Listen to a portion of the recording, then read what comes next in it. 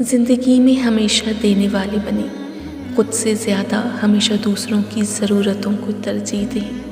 اگر کسی کا کام کرنے میں آپ کو وقتی دشواری آ بھی رہی ہے تو قربانی دینے سے گریز نہ کریں، کیونکہ ہم جو دے دیتے ہیں وہی تو ہمارے لیے بچ جاتا ہے، باقی سب کی کوئی حیثیت نہیں رہتی۔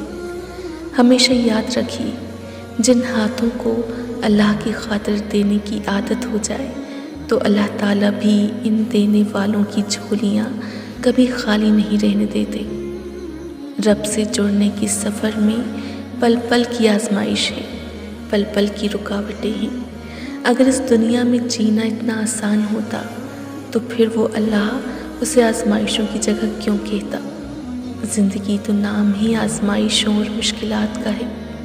اس رب کو نیک لوگوں کی طلب نہیں، اس رب نے تو بس یہ جہاں ہم جیسے گناہ گاروں کے لیے بنایا ہے تاکہ ہم جب ٹوٹیں بکھریں اس کی بارگاہ میں جائیں تو وہ اپنی شفقت بھری رحمت سے ہمیں ڈھانپ لے۔ یقین جانو، اس گناہ گار سے اچھا کوئی نہیں جو گناہ کے بعد نادم ہو کر اپنے رب کے سامنے سر بسجود ہو جاتا ہے۔